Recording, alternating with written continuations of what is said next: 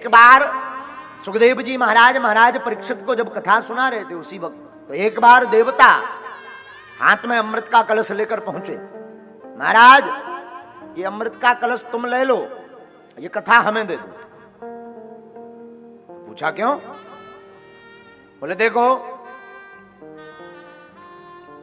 इनको श्राप लगा 7वें दिन मरने का, ये अमृत पिलाकर इनको अमृत प्राप्त करवा दो ताकि नाग काटेगा तो ये मरेंगे नहीं, और कथा अमृत का पान हम सब देवता करें। तो सुखदेव जी बोले देखो भाई, कथा तो हम परीक्षित जी को सुना रहे, अगर ये हां कह दें तो हम तैयार हैं। बताओ राजन क्या करना है? महाराज फायदा बताओ किसमें? राजन अगर फायदा पूछो तो फायदा तो कथा में है। अमृत पियोगे तो भय, मरने से मृत्यु तो नहीं होगी पर मरने का भय नहीं जाएगा, और कथा अमृत पियोगे तो शरीर तो छूटेगा पर गोविंद का धाम जरूर प्राप्त हो जाएगा। अब आप स्वयं निर्णय करो कि कथा अमृत पान करना है या तुम्हें ये देवताओं का लाया हुआ अमृत पान करना है। तो सुखदेव जी से महाराज परीक्षित हाथ जोड़ के बोले महाराज ये अमृत वापस करो, हम तो कथा अमृत का ही पान करेंगे। देवताओं का मुंह बन गया, वाह इतने भाव से हम गए थे, बताओ तो। इन्होंने तो हद पार कर दी। देवता मारे रुष्ट के रोष के ब्रह्मा जी के पास गए, महाराज आखिर भागवत में ऐसा क्या है जो अमृत को ठुकरा दिया? ब्रह्मा जी बोले 7 दिन बाद देख लो प्रत्यक्ष क्या होता है। और जब देवताओं ने देखा कि 7वें दिन महाराज परीक्षित जी ठाकुर जी के परम धाम को गए, जहां जाने के लिए बड़े बड़े देवता हजारों वर्षों तक तपस्या करते हैं, सिर्फ 7 दिन की कथा श्रवण करके चले गए तो सब धन्य हो धन्य हो धन्य हो, भागवत भगवान की जय बोलने लगे।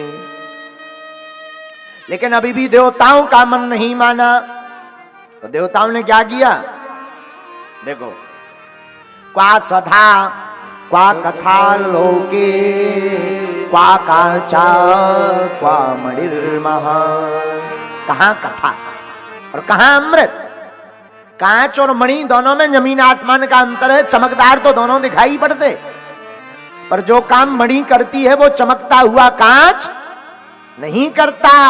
उसी प्रकार भागवत भगवान है मणि और अमृत है कांच। जो भागवत रूपी मणि को प्राप्त कर लेता है वो कृष्ण रूपी मणि को पा जाता है। अनमोल मणि है कन्हैया। आहा, कहां भगवान की कथा, कहां अमृत? देवताओं की बुद्धि फिरी, देवताओं ने नहीं माना तो एक बार देवताओं ने तराजू पर एक बार भागवत भगवान को रखा एक पल्ले पर, दूसरे पल्ले पर अनेकानेक ग्रंथों को रखा, भारी लंबी ऊंचाई लगा दी। जैसे ही तराजू को उठाया तो लघु निन्यानि जातानि गौरवेण यदम महत तदा ऋषि गणा सर्वे विस्मयं परमं ययु। आंखें चकरा गई, देखा तो तराजू के एक पल्ले पर श्रीमद् भागवत तो पूरे ग्रंथ ऊपर हो गए, पर श्रीमद् भागवत का पल्ला टसका मस नहीं हिला। यही भगवान की कथा है, इतनी वजनदार। अरे हाँ, जिसमें साक्षात ठाकुर जी भागवत के अक्षर अक्षर में हमारे श्याम की श्यामलता समाई है। अक्षर अक्षर में हमारे गोविंद की श्यामलता है। इसका स्वरूप भी भागवत कोई पोथी नहीं है, कोई किताब नहीं है कि तुमने लाई 7 दिन राधे राधे राधे राधे फिर सब आते आते। हाँ, ऐसे ही हो रहा आजकल, राधे राधे राधे। देखो तुम जहां भागवत हो 7 दिन राधे राधे, जिसे देखो लगाए टीका झींका मजीरा बजा रहा हो, राधे राधे ठुमका लगा रहा हो, नच रहा हो। जहां भागवत भाई सो सब आधे आधे। अरे बोले हो गई भागवत, अब हमारी क्या बताएं, बिजनेस कौन देखेगा, बर्बाद नहीं हो जाएंगे? न कटा।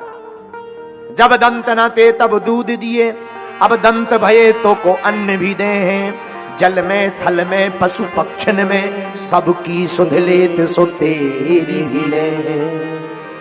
जान को देत अजान को देत, जहान को देत सो तो को भी दे। और रे मन मूर्ख सोच करे क्यों, सोच करे कछुहा। जब दांत नहीं थे तब भगवान ने मां के स्तनों में दूध दिया। स्तनों में दूध किसने भेजा? भगवान ने ही तो भेजा। तो जब दांत नहीं थे तब माँ के स्तनों में दूध दिया, अब दांत भय तो क्या भगवान भूखा सुलाएंगे? बोलो। पागल आदमी कुछ नहीं करता, कभी नौकरी नहीं करता, फिर भी भूखा नहीं रहता। बोलो हाँ जी या ना जी? कुछ ना कुछ मिल ही जाता। अरे आदमी की छोड़ो, अजगर करे ना चाकरी, पंछी करे ना काम, दास मलूका कही गए सबके दाता।